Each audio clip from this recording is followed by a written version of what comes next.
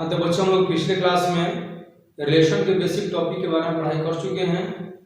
आज का हम लोग का नेक्स्ट क्लास होगा डेफिनेशन ऑफ रिलेशन, यानी कि संबंध की परिभाषा लिखेंगे और इससे आगे अपने टॉपिक्स की ओर पढ़ाई करेंगे।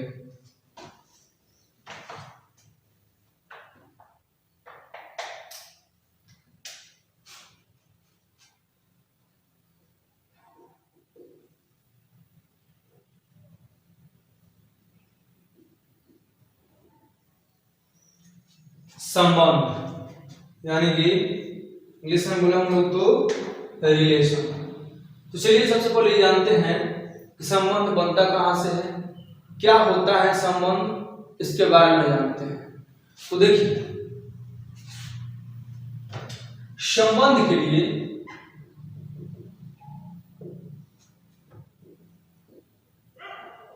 आपको कम से कम दो व्यक्ति चाहिए, कम से कम दो व्यक्ति, यानी दो व्यक्ति के बीच में ही संबंध बनता है। जैसे तू मैं बोलूं तो हस्बैंड वाइफ, ब्रदर सिस्टर,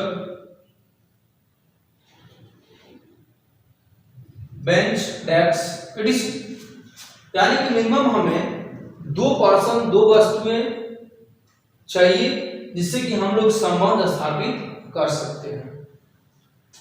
तो ये देखिए, ये भी अगर इसको हम एक समूह अलग कर दें और इसको एक अलग संग्रहित कर दें तो ये हमको एक अलग समुच्चय दिखाता है और ये अलग हमें एक समुच्चय को प्रदर्शित करता है। अर्थात जो संबंध है वो दो समुच्चयों के बीच में बनेगा। किसके बीच में? वो दो समुच्चयों के बीच में ये संबंध बनेगा। यानी कि अगर दो समुच्चय होते हैं तो उन दोनों समुच्चयों का जब हम कार्तीय गुणन करते हैं, आप लोग कल पढ़ाया गया है पिछले क्लास में कार्तीय गुणन। जब हम दो समुच्चयों के कार्तीय गुणन करते हैं तब जाकर के हमें, मान लीजिए हमने कल बताया था A cross B, A comma B, A belongs to A तथा बी बिलोंग्स टू बी, हमने कल बताया था। दो यहां पे दो मिल गया, दो पेयर मिल गया, यानी कि जो हमें संबंध के लिए आवश्यकता है वो हमें यहाँ कार्तीय गुणन से प्राप्त होता है। अर्थात ये जो संबंध है यह कार्तीय गुणन का एक उपसमुच्चय हो गया। क्या होगा बाबू? उपसमुच्चय। क्लियर हो गया कि संबंध जो है कार्तीय गुणन का एक उपसमुच्चय होता है। अब जो दो समुच्चयों के बारे में बात की जाएगी, इन दो समूहों से संबंध बनाइए तो उन दोनों समूहों का यानी कि समुच्चयों का हम कार्तीय गुणन ज्ञात करेंगे और जब कार्तीय गुणन मिल जाएगा तब जाकर के हम संबंध को स्थापित कर सकते हैं।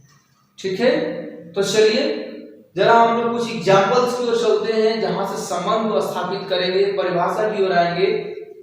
ये चीज क्लियर हो गया आप लोग को, संबंध कार्तीय गुणन का एक उपसमुच्चय होता है। ठीक है,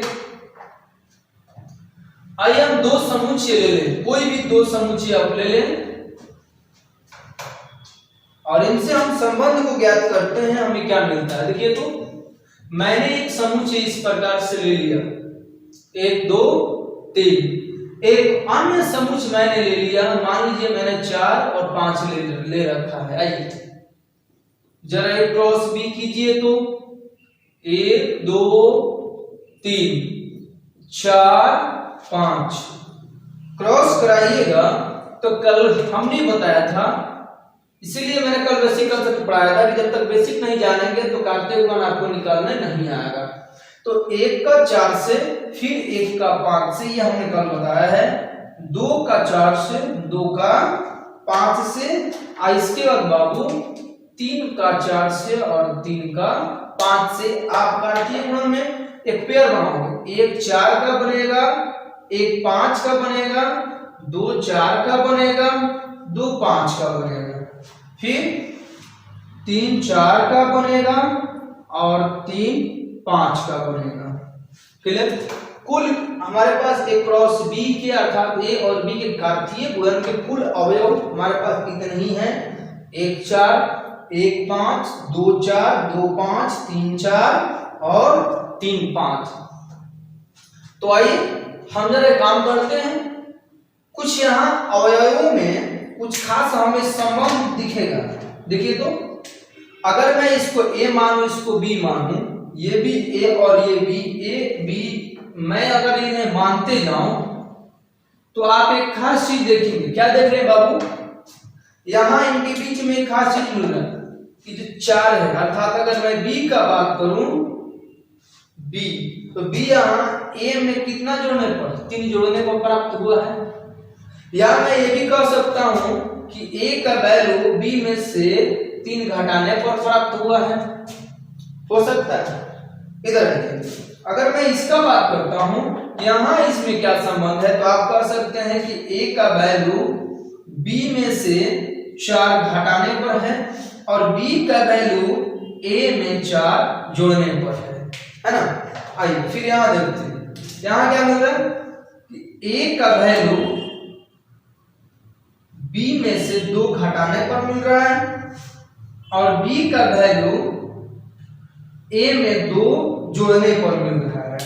इसी प्रकार यहां हमें मिल रहा है कि ए का वैल्यू बी में से 3 घटाने पर मिलेगा, वहीं बी का वैल्यू ए में 3 जोड़ने पर मिलेगा। इसका वैल्यू हमें क्या मिलेगा?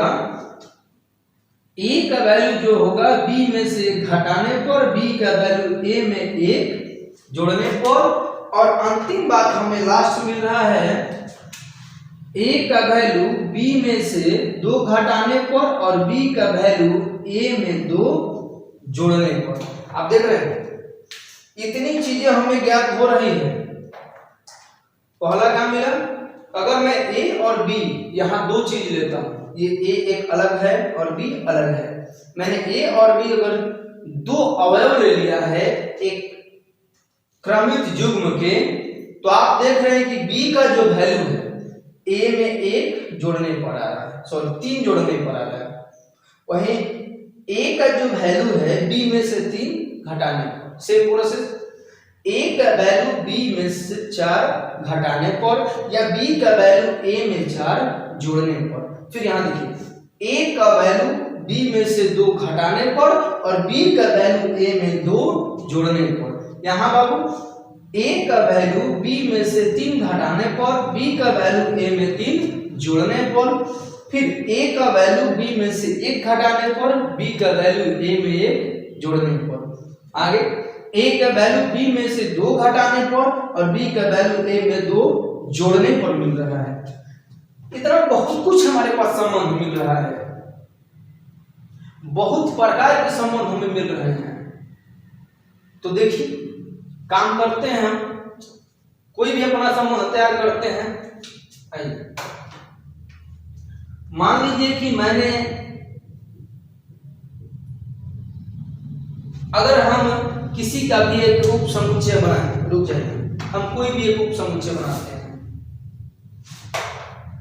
अपने ही मन से, मैंने एक संबंध इसमें से अपने मन से खींच लिया। आइए तो निकालते हैं।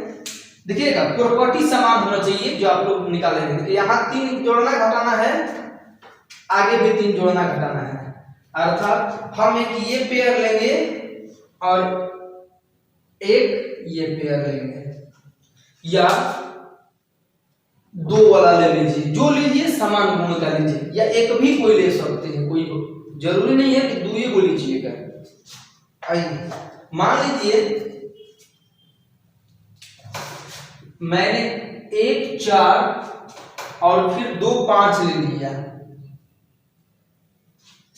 तो बाबू क्या देख रहे हैं कि 1 4 2 5 इसमें मैच कर रहे हैं, अर्थात इसका जो शर्त है वो संतुष्ट हो गया, जो कि मैंने कल बताया था, आज भी बताया कि संबंध जो है कार्तीय गुणन का एक उपसमुच्चय होता है। ये संबंध हमारा हो गया कार्तीय गुणन का उपसमुच्चय, यानी कि जो कंडीशन था वो हमारा फॉलो कर गया, सिद्ध हो गया। तो चलिए अब हम इसको जरा एक भाषा देते हैं, क्योंकि देखिए इसका भी 2 रूप है, इसको हम लोग रोस्टर रूप कहेंगे जो कल हम पढ़े हैं, एक से बिल्डर फॉर्म यहाँ अभी हम यानी कि समुच्चय निर्माण रूप यहाँ लिखेंगे। आइए इनके गुणों, अगर मैं इन्हें एक शब्द के रूप में लिख दूं, अर्थात मैं इन्हें समुच्चय निर्माण रूप में लिखूं, तब क्या देख रहे हैं कि ए और बी, या तो आप कोई एक गुण लिखिए, या तो आप इसे लिख दीजिए या तो आप इसे लिखिए, कोई एक को लिख सकते हैं, कोई दिक्कत नहीं है।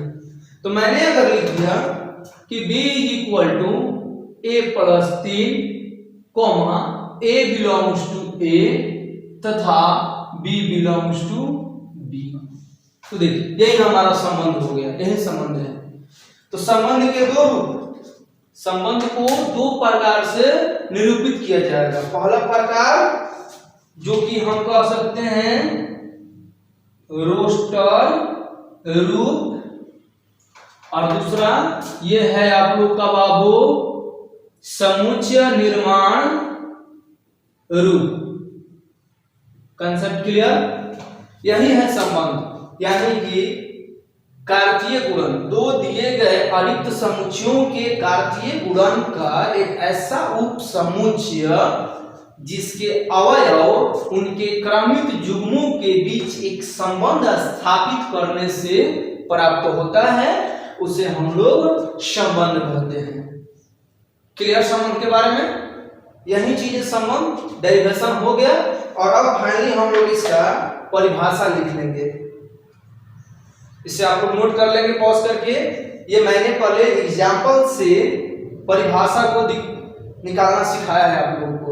अब ऐसे जनरली पढ़ाया जाता है, पहले परिभाषा फिर एग्जाम्पल, बट मेरे यहाँ यानी इस कोचिंग में एवं मैथमेटिक्स में आप लोगों को ज्यादातर पहले एग्जाम्पल और फिर आप लोगों को परिभाषा मिलेगा, क्योंकि ये परिभाषा आया कहां से, परिभाषा भी किसने दिया, तो भी कोई एग्जाम्पल पर काम किया जहां से उसको कुछ चीजें मिल गई और उसी चीज को लिख देता है, वही हो जाता है परिभाषा, जिसे हम लोग याद करते हैं।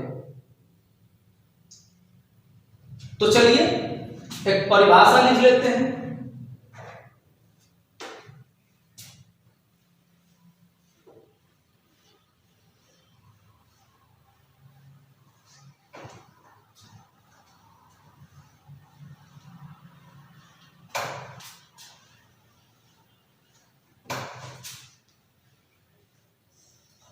आइए एक परिभाषा हम लोग लिखते हैं,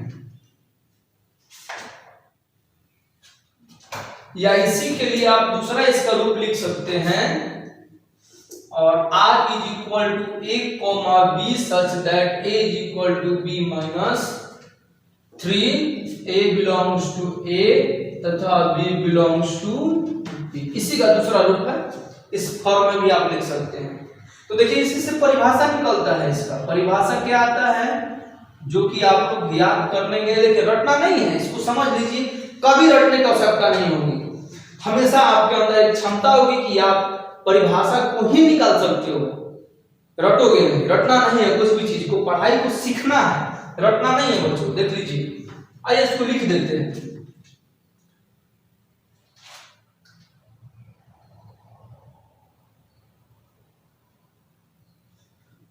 दो अरिक्त समुच्चयों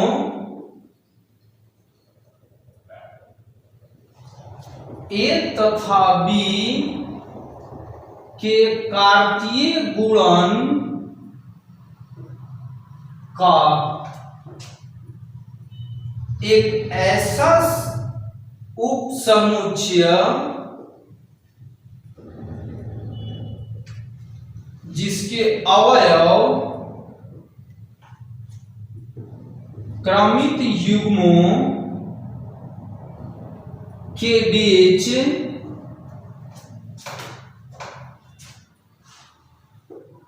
संबंध स्थापित करने से प्राप्त होते हैं,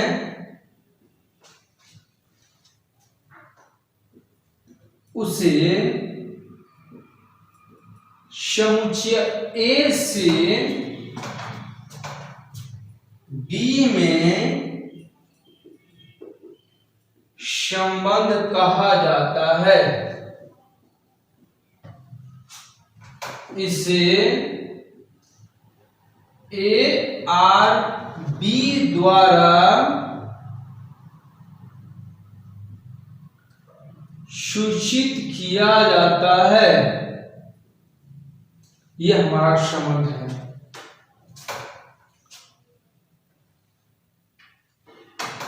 सॉरी ए आर बी दर्शाता है जहां ए बिलोंग्स टू ए तथा बी बिलोंग्स टू बी।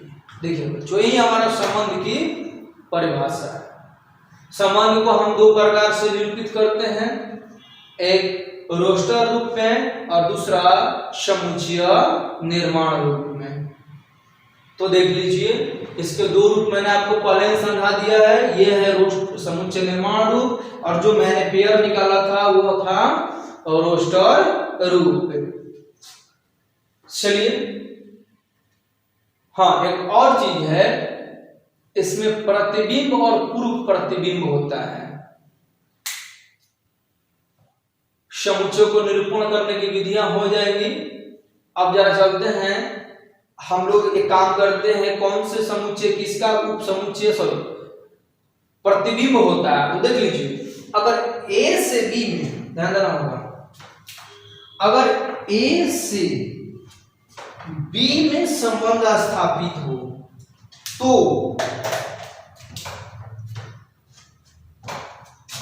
इसमें नोट कर देंगे हम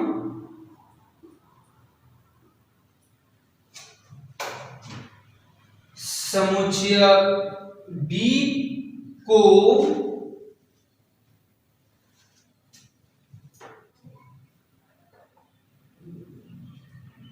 समुच्चय बी नहीं लेते हैं, आइए नोट ऊपर लिखते हैं, नोट को अलग से लिख लिया जाए।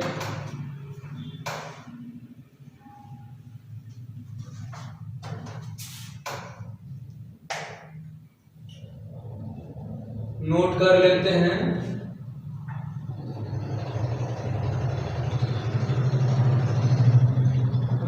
संबंध आर में सभी क्रमित युग्मों के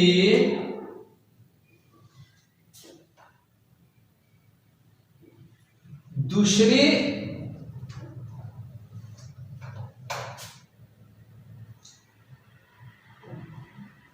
द्वितीय अवयव को प्रथम अवयव का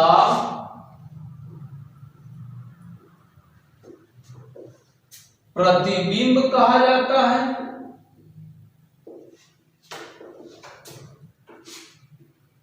ठीक है, सभी द्वितीय अवयव को हम प्रतिबिंब कहेंगे।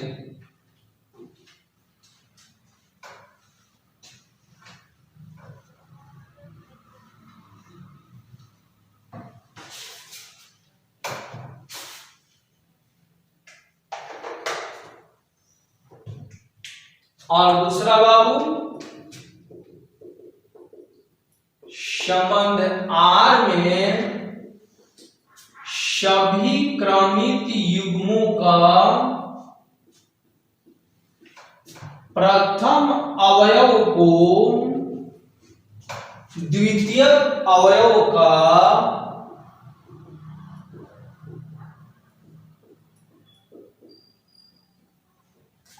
पूर्व प्रतिबिंब कहा जाता है। अगर मैं एग्जांपल ले लूं तो आइए, मान लीजिए एक संबंध आर है, एक समुच्चय ए है 3 4, समुच्चय बी है 5 6 7 और एक संबंध है जो कि इस प्रकार से परिभाषित है, R subset A cross B. और कोई एक संबंध हमने कोई एग्जांपल इस प्रकार से ले रखा है 3 5 4 6। तो एक बात देखिए, तो यहां हमें क्या मिलता है 3 का, किसका बाबू 3 का प्रतिबिंब और 4 का प्रतिबिंब, फिर मैं बात करूं 5 का पूर्व प्रतिबिंब।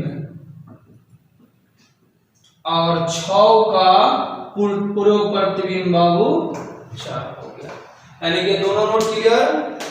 नोट के अनुसार ही हमने बताया, देखिए द्वितीयक अवयव का प्रथम अवयव,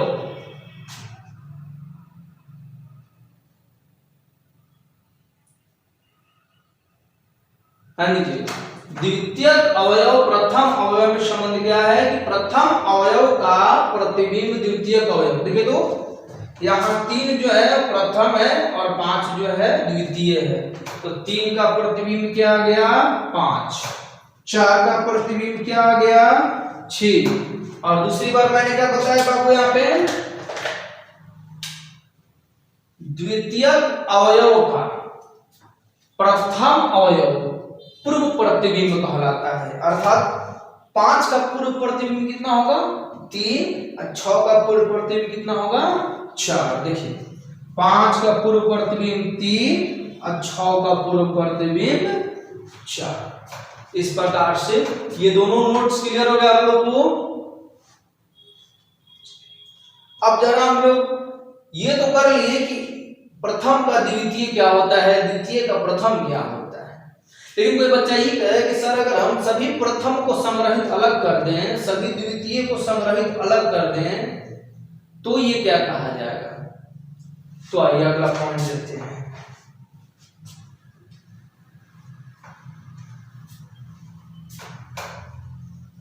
हम लोग ये देखेंगे कि समन्वयार में यदि हम क्रमित युग्मों के प्रथम अवयव को एक साथ संग्रहित कर दें अर्थात उन्हें समुच्चय बना दें, तो हमें क्या मिलता है, उसे क्या कहा जाएगा।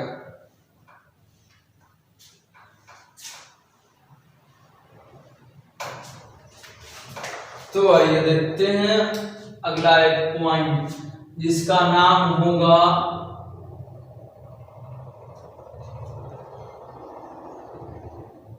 प्रांत। प्रांत यानी इंग्लिश में हम लोग इसे बोलते हैं डोमेन। जरा ध्यान देंगे, मान लीजिए एक समुच्चय है 5, 6, 7 और एक बी समुच्चय है जो कि 6, 7, 8, 9। ठीक है, तो एक काम करिए, आप एक संबंध इस प्रकार से लीजिए जो कि A क्रॉस B पर परिभाषित है, उस पर उसका एक उप समुच्चय है। तो मान लीजिए हमने एक संबंध इसमें से ही निकाल लिया A, B such that A is equal to B minus 1 for all A belongs to A तथा for all B belongs to B। ये फॉर ऑल इसका हिंदी होता है सभी के लिए, सभी या प्रत्येक के लिए। क्लियर बच्चों। अब एक बात आप लोग देखेंगे, ये संबंध क्या हो जाएगा बाबू 5, 6, ध्यान दीजिएगा 6 में से घटाइएगा तो कितना आएगा 5। अगला 5, 7 तो होगा नहीं, 5, 8 भी, 5, 9 भी नहीं होगा, 6, 6 नहीं होगा, 6, 7 हो सकता है, 6, 8, 6, 9 भी नहीं हो सकता है, 7 से 7, 6 तो हो नहीं सकता है, केवल 7, 8 होगा और कोई नहीं होगा। आइए हम एक संग्रह कर लें। मान लीजिए कि 5, 6 और 7 का एक हम समुच्चय बना दें, 5, 6, 7। ये कहां से उठाया मैंने, सभी प्रथम अवयव को मैंने उठा लिया, रख दिया, एक उप समुच्चय बना दिया।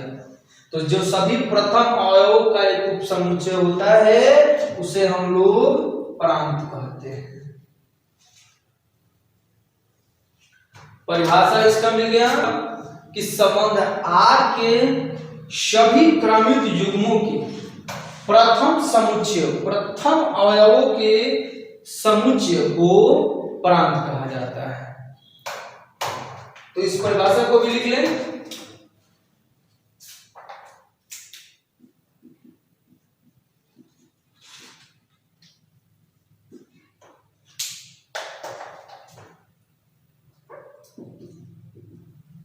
संबंध R के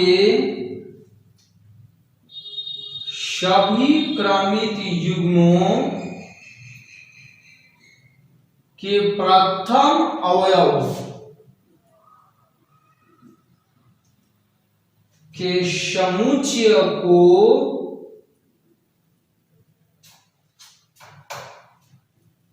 प्रांत कहा जाता है। क्लियर ना? चलिए जरा हम लोग अब आगे देख लेते हैं। प्रांत क्लियर हो गया।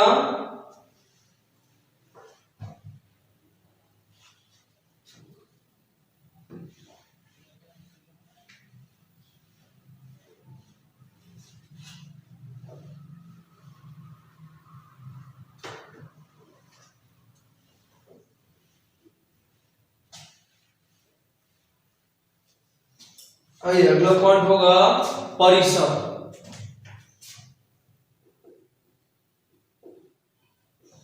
इंग्लिश में हम लोग इसे रेंज कहेंगे। परिसर क्या होगा? फिर एक एग्जांपल देते हैं। मान लीजिए मैंने ले लिया 2 3 5 7, दूसरा मैंने कुछ यूं ले लिया 4 5 7 9 11 और एक आर कुछ इस प्रकार से परिभाषित है A क्रॉस B पर।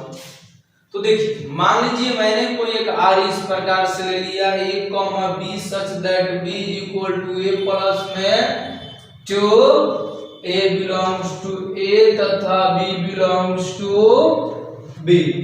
तो चलिए हमारा R होगा क्या? इकट्ठा करते हैं। 2 में 2 जोड़िएगा तो 4 होगा, 3 में 2 जोड़िएगा तो 5 होगा, 5 में 2 जोड़िएगा तो 7 होगा, 7 में 2 जोड़िएगा तो 9 होगा। इतना ही होगा, हमने बना लिया। तो देखिए अगर हम सभी द्वितीयक अवयव को काट दें, बनाइए समुच्चय बनाइए। अगर मैं द्वितीयक अवयव पे काम करूं, लिखूं 4 5 7 9, इस सभी द्वितीयक जो हमने एक समूह बना लिया, इन्हें ही कहा जाता है परिसर। ठीक है, अर्थात इसका परिभाषा क्या होगा बाबू?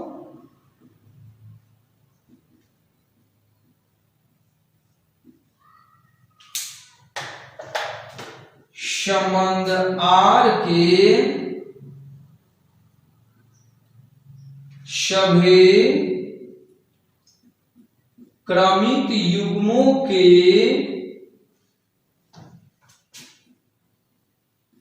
द्वितीयक अवयवों के समुच्चय को क्या बोलेंगे? परिसर कहा जाता है। परिसर कहा जाता है। क्लियर हो गया? तो प्रांत भी आप लोगों का क्लियर, परिसर भी क्लियर। याद रहेगा, हमेशा समझाएगा। सभी द्वितीयक अवयवों को यदि हम एक समुच्चय बना दें तो उसे क्या कहा जाएगा बाबू? परिसर कहा जाएगा। चलिए अगला नेक्स्ट पॉइंट की ओर चलते हैं।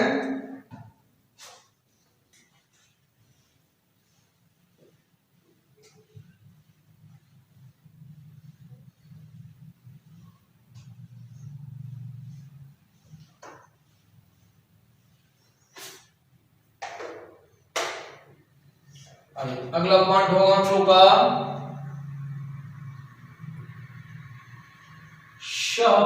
प्रांत अर्थात कोडोमेन। प्रांत अर्थात कोडोमेन। चलिए मैंने एक समुच्चय ले रखा है 1 2 3 4 और दूसरा समुच्चय मैंने ले लिया 4 6 8 10 और एक ऐसा संबंध है जो कि A क्रॉस B पर परिभाषित है। ये काम करेंगे, मैं ऐसा ही एक संबंध ले लेता हूं a comma b such that a is equal to b minus 3 और क्या a बिलोंग्स टू a तथा b belongs to b। Clear? अब ये काम करिए,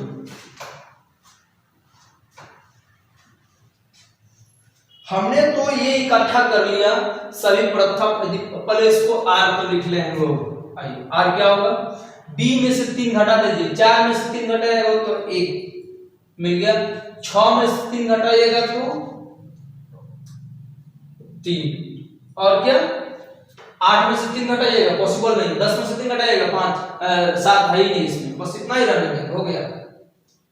1 मिनट, हम लोगों ने तो अभी बाकी चीजें पढ़ाई कर ली, जैसे कि फर्स्ट प्रथम अवयव को अलग करना, दूसरा काम द्वितीय अवयव को अलग करना, दोनों हो गया। अब बचा क्या है, तो केवल द्वितीयक अवयव। अगर हम सभी द्वितीयक अवयव यानी कि जितने भी जो दूसरा समुच्चय अगर उसी का संग्रह कर दे तो ये हमारा सहपरांत कहलाता है। अर्थात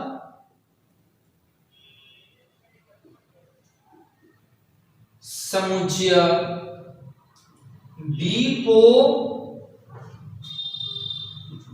संबंध R का सहपरांत कहा जाता है। क्लियर? समुच्चय B को संबंध R का सहपरांत कहा जाता है। हमेशा याद रखना इस चीज को। अगर प्रथम अवयव का हम संग्रह कर दें तो वो हमारा प्रांत होगा, द्वितीय अवयव का संग्रह कर दें परिसर होगा, और पूरा समुच्चय B को यानी द्वितीय समुच्चय को ही उठा लेंगे पूरा को तो हमारा सहप्रांत होगा। Concept clear? यहां तक। अब आते हैं संबंध के प्रकार की ओर।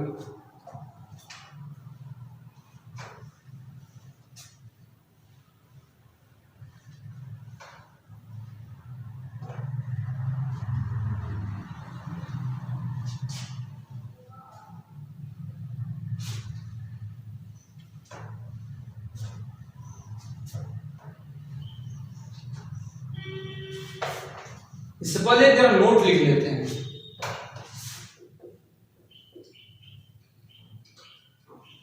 नोट, यदि नंबर ऑफ ए अर्थात समुच्चय ए में अवयवों की संख्या अगर p है, नंबर ऑफ बी अर्थात समुच्चय बी में अवयवों की संख्या q है, तो बाबू याद रखिएगा हमें कैसा, और r जो है a क्रॉस b पर परिभाषित है। तो हमेशा इस बात को याद रखना है, नंबर ऑफ r क्या बाबू, नंबर ऑफ r यानी कि टोटल संबंध में अवयवों की कुल संख्या कितनी होगी। तो संबंध में कुल अवयवों की जो संख्या होगी हमेशा 2 के पावर pq के बराबर होगा। इसे आप लोगों को हमेशा याद रखना है, सब माइंड में रखना है। जैसे अगर मैं एग्जांपल ले लूं,